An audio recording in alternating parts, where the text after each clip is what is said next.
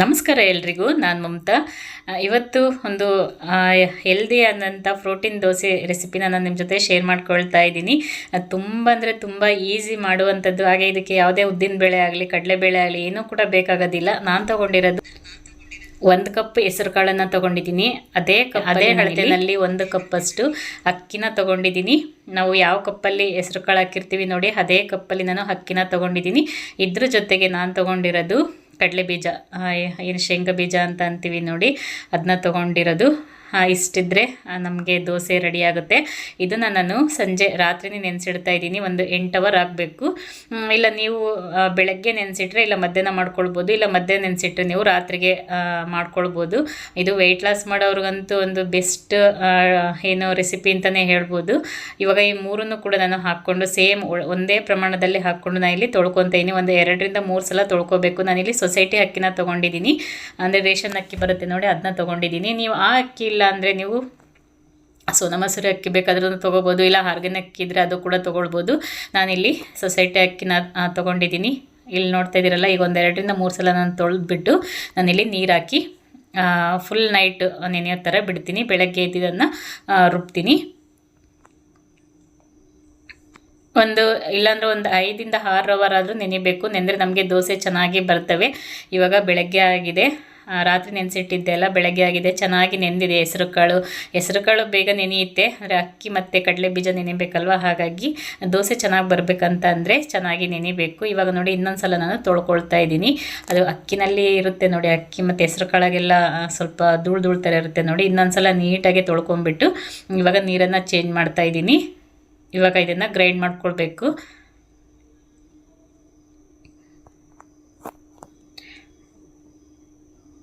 ಇವಾಗ ನೋಡಿ ನಾನೇನು ನೆನೆಸಿದ್ದೆ ನೋಡಿ, ಹೆಸರು ಕಾಳು, ಅಕ್ಕಿ ಮತ್ತು ಶೇಂಗಾ ಬೀಜ, ಈ ಮೂರನ್ನು ಕೂಡ ನಾನಿಲ್ಲಿ ಹಾಕ್ಕೊಳ್ತಾ ಇದ್ದೀನಿ. ನೀರು ಜಾಸ್ತಿ ಹಾಕ್ಕೊಳ್ಬಾರ್ದು. ನಾವು ದೋಸೆ ಹಿಟ್ಟು ರುಬ್ಕೊಳ್ತೀವಿ ನೋಡಿ, ಅದಕ್ಕಿಂತ ಸ್ವಲ್ಪ ಗಟ್ಟಿಯಾಗಿ ರುಬ್ಕೊಳ್ಬೇಕು. ಅಂದರೆ ಪೂರ್ತಿ ಸಣ್ಣಕ್ಕೆ ರುಬ್ಕೋಬೇಕು. ಇದಕ್ಕೆ ನಾನಿಲ್ಲಿ ಒಂದು 2 ಹಸಿಮೆಣಸಿನ್ಕಾಯಿಯನ್ನು ಹಾಕ್ಕೊಳ್ತಾ ಇದ್ದೀನಿ, ಟೇಸ್ಟಿಗೋಸ್ಕರ. ಹಸಿಮೆಣಸಿನ್ಕಾಯಿ ಹಾಗೆ ಸ್ವಲ್ಪ ಶುಂಠಿನ ಹಾಕ್ಕೊಂಡಿದ್ದೀನಿ. ಈಗ ಸ್ವಲ್ಪ ಉಪ್ಪನ್ನು ಹಾಕ್ಕೊಳ್ತೀನಿ.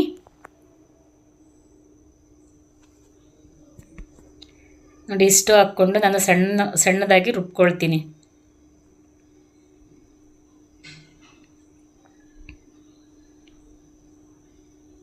ನಾವೇನು ದೋಸೆ ಹಿಟ್ಟು ರುಬ್ಕೊಳ್ತೀವಿ ನೋಡಿ, ಅದಕ್ಕೆ ನಾನಿಲ್ಲಿ ರುಬ್ಕೊಂಡಿದ್ದೀನಿ. ನಮಗೆ ಎಷ್ಟು ಸಣ್ಣ ಆಗುತ್ತೆ ನೋಡಿ, ಅಷ್ಟು ಸಣ್ಣದಾಗಿ ನಾನಿಲ್ಲಿ ರುಬ್ಕೊಳ್ಬೇಕು. ಇದಕ್ಕೆ ನೀರು ಕೂಡ ಜಾಸ್ತಿ ಹಾಕ್ಕೊಳ್ಬಾರ್ದು, ಸ್ವಲ್ಪ ಗಟ್ಟಿನೇ ಇರಬೇಕು. ಆಮೇಲೆ ನಾವು ದೋಸೆ ಹಾಕಬೇಕಾದ್ರೆ ನೋಡಿಬಿಟ್ಟು ನಾವು ಆಮೇಲೆ ನೀರನ್ನು ಆ್ಯಡ್ ಮಾಡ್ಕೊಳ್ಬೋದು. ಇವಾಗ ಹಾಗೆ ಸ್ವಲ್ಪ ನೀರನ್ನು ನಾವೇನು ಜಾರಲ್ಲಿರುತ್ತೆ ನೋಡಿ, ಆ ನೀರನ್ನು ಹಾಕಿ ಸ್ವಲ್ಪ ಹಾಗೆ ಬಿಡ್ತೀನಿ, ಸ್ವಲ್ಪ ನೆನ್ಕೊಳ್ಳೋದಕ್ಕೆ. ಒಂದು 5 ನಿಮಿಷ ನೆಂದರೆ ಸಾಕು. ಇದೇನು ದಿಢೀರಾಗಿ ನಾವು ಮಾಡ್ಬೋದು. ಇವಾಗ ನೋಡಿ, ಈಗ ನಾನು ಚಟ್ನಿ ಕೂಡ ರೆಡಿ ಮಾಡಿದ್ದೀನಿ. ಚಟ್ನಿ ಮೊನ್ನೆ ತಾನೇ ನಾನು ಕೊಬ್ಬರಿ ಚಟ್ನಿ ಮಾಡಿ ತೋರಿಸಿದ್ದೆ ನೋಡಿ, ಆ ಚಟ್ನಿ ಮಾಡಿದ್ದೆ ಇವತ್ತು. ನೀವು ಇದಕ್ಕೆ ಕೆಂಪು ಚಟ್ನಿ ಬೇಕಾದ್ರೂ ಮಾಡ್ಬೋದು, ತುಂಬ ಟೇಸ್ಟಿಯಾಗಿರುತ್ತೆ. ಬಿಸಿ ಬಿಸಿದು ತಿಂತಾಯಿದ್ರೆ ಇನ್ನೂ ಬೇಕು ಒಂದು ಸ್ವಲ್ಪ, ಅದು ಟೇಸ್ಟೇ ಬೇರೆ ಟೇಸ್ಟ್ ಕೊಡುತ್ತೆ. ನಾವು ಅಕ್ಕಿ ದೋಸೆ ಇರುತ್ತೆ ನೋಡಿ, ಅದಕ್ಕಿಂತ ಈ ಟೇಸ್ಟು ಬೇರೆ ಇರುತ್ತೆ.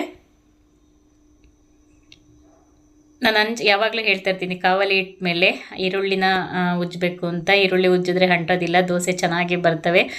ಇಲ್ಲ ನೀವು ಈರುಳ್ಳಿ ಉಜ್ಜಲ್ಲ ಅಂತಂದರೆ ಒಂದು ಬಟ್ಟೆ, ಸ್ವಲ್ಪ ಬಟ್ಟೆನ ಒಣಬಟ್ಟೆ ಇದ್ದರೆ ಅದಕ್ಕೆ ಸ್ವಲ್ಪ ಎಣ್ಣೆ ಹಾಕಿ ಬೇಕಾದರೆ ನೀವು ಒಣಬಟ್ಟೆನಲ್ಲಿ ನೀವು ಬೇಕಾದರೆ ಉಜ್ಕೊಳ್ಬೋದು. ಇಲ್ಲಾಂದರೆ ಈ ಥರ ಈರುಳ್ಳಿ ಈಸಿ ಅಲ್ಲ, ಈರುಳ್ಳಿನಲ್ಲೇ ಉಜ್ಕೊಳ್ಬೋದು, ದೋಸೆ ಅಂಟೋದಿಲ್ಲ. ಇವಾಗ ನೋಡಿ ಮುಚ್ಚಿಬಿಟ್ಟು ಇದನ್ನು ಕಮ್ಮಿ ಊರಿನಲ್ಲೇ ಬೇಯಿಸ್ಕೋಬೇಕು.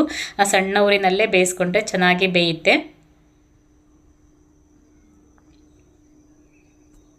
ಇವಾಗ 2 ಸೈಡು ಬೇಯಿಸ್ಕೊಂಡ್ರೆ ದೋಸೆ ರೆಡಿ ಆಗುತ್ತೆ. ನೀವು ಇದಕ್ಕೆ ತುಪ್ಪ ಬೇಕಾದ್ರೂ ಹಾಕ್ಕೊಳ್ಬೋದು, ತುಪ್ಪ ಇಲ್ಲ ಅಂತಂದರೆ ಎಣ್ಣೆ ಬೇಕಾದ್ರೂ ಹಾಕ್ಕೊಳ್ಬೋದು ಮೇಲ್ಗಡೆ.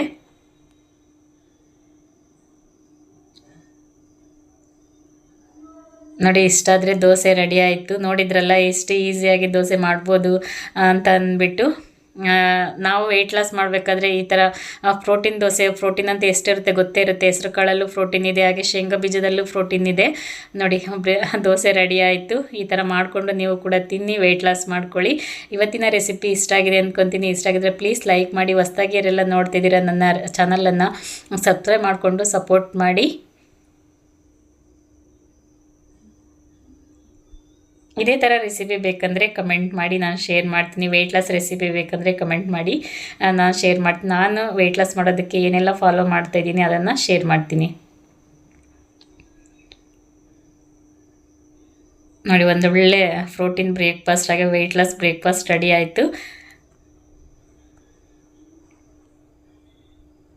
ಇದ್ರ ಜೊತೆಗೆ ಕಾಯಿ ಚಟ್ನಿ ಮಾಡಿದ್ದೆ, ತುಂಬ ಅಂದರೆ ತುಂಬ ಟೇಸ್ಟಿಯಾಗಿತ್ತು.